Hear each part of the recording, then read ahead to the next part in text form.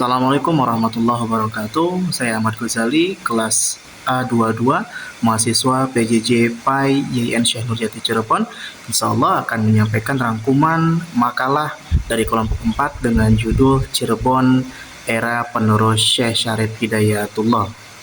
Cirebon Era Penerus Syekh Syarif Hidayatullah. Cirebon adalah sebuah kota yang kaya akan sejarah dan budaya di pesisir utara Pulau Jawa, Indonesia. Salah satu bagian penting dari sejarah Cirebon adalah periode setelah kepemimpinan Syarif Hidayatullah yang juga dikenal sebagai Sunan Gunung Jati. Pada masa ini terjadi peristiwa-peristiwa penting yang membentuk karakteristik budaya, politik, dan sosial di Cirebon.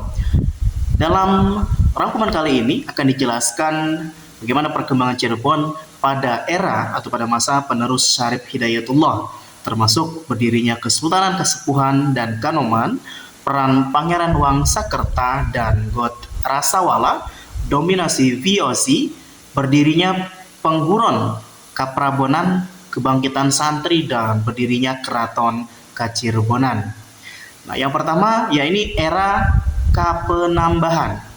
Ya, setelah wafatnya Syarif Hidayatullah pada tahun 1568, Cirebon mengalami transisi kepemimpinan yang ditandai oleh masa pemerintahan Kapenambah. Era ini merupakan awal dari perkembangan politik di Cirebon setelah jatuhnya kekuasaan Demak. Kapanembah berperan dalam merintis kemerdekaan politik Cirebon dan memulai proses pembentukan kesultanan-kesultanan yang penting. Di era penerus Syarif Hidayatullah yang dikenal sebagai era Kapanembahan adalah periode bersejarah yang menarik di Cirebon. Bahwa di bawah kepemimpinan Syarif Hidayatullah atau Sunan Gunung Jati, Cirebon menjadi pusat penyebaran Islam di wilayah Jawa Barat. Setelah wafatnya Sunan Gunung Jati pada tahun 1568, putranya Kapanembah mengambil alih kepemimpinan Cirebon. Nah, berikut ini beberapa aspek penting dari era Kapenambahan di Cirebon. Yang pertama ada transisi kepemimpinan, kemudian ada juga perkembangan Islam, ada juga pembentukan Kesultanan Cirebon, pembentukan Kesultanan Kasepuhan dan Kanoman, kemudian bagaimana perkembangan budaya, peningkatan pendidikan, dominasi eksternal, dan yang kedua yakni berdirinya Sultan Kasepuhan dan Kanoman.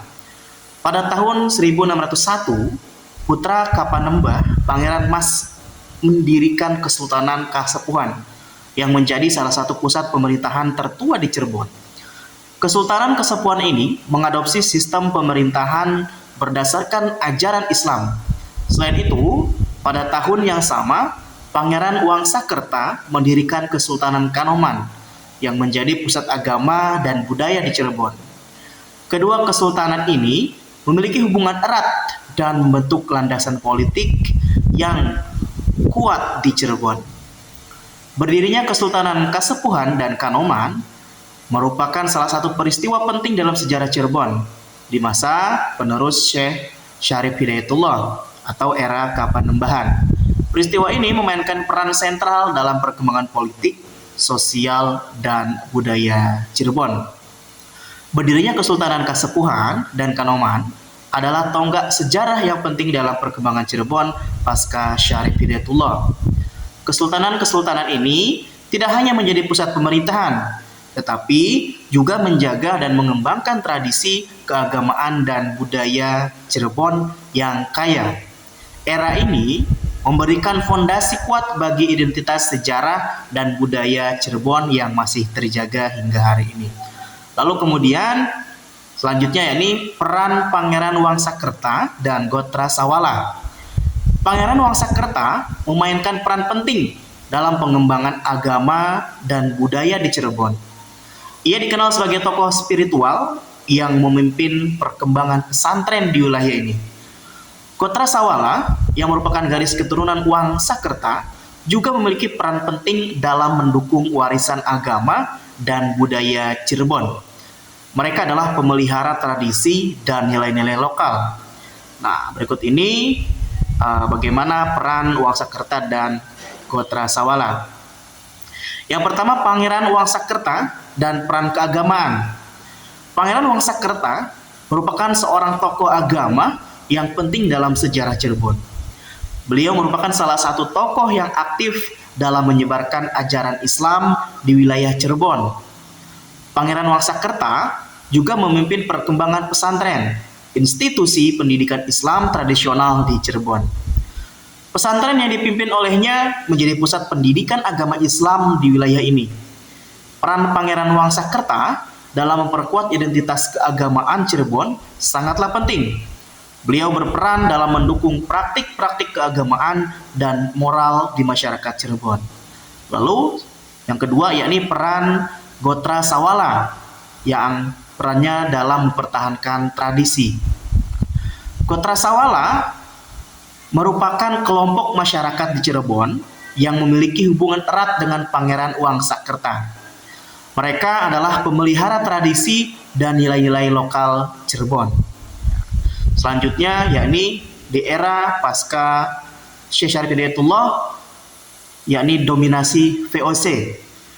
Jadi sepanjang abad ke-17 Cirebon menjadi pusat perdagangan yang penting di Jabar.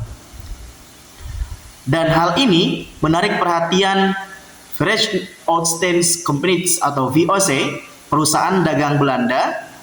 VOC berhasil menguasai Cirebon pada tahun 1681 setelah melewati serangkaian konflik. Mereka mendirikan pemerintahan kolonial di Cirebon dan mengambil kendali atas perdagangan dan sumber daya alam wilayah ini. Pada masa ini, VOC, perusahaan dagang Belanda, memainkan peran dominan dalam perdagangan dan politik di wilayah ini. VOC menjalankan kebijakan kolonialisme yang agresif di wilayah Asia, termasuk Indonesia. VOC juga mendirikan factory atau perusahaan dagang dan benteng-benteng di Cirebon sebagai bagian dari strateginya untuk menguasai perdagangan rempah-rempah dan barang-barang lainnya di Nusantara. Mereka juga mencoba memanipulasi politik lokal dengan mendukung penguasa-penguasa yang bersedia bekerja sama dengan mereka dan menentang penguasa-penguasa yang menolak bekerja sama. Dampak dari VOC di Cirebon menyebabkan penderitaan ekonomi di kalangan rakyat Cirebon dan menciptakan perpecahan di antara penguasa-penguasa Cirebon dan mendukung penguasa yang bersedia tunduk pada kebijakan VOC. Dan juga terdapat beberapa perlawanan bersenjata, ya, meskipun VOC berhasil menumpasnya dalam beberapa kasus. Namun, perlawanan juga berlangsung dalam bentuk perlawanan non-kekerasan, seperti perlawanan melalui pesantren dan institusi keagamaan lainnya.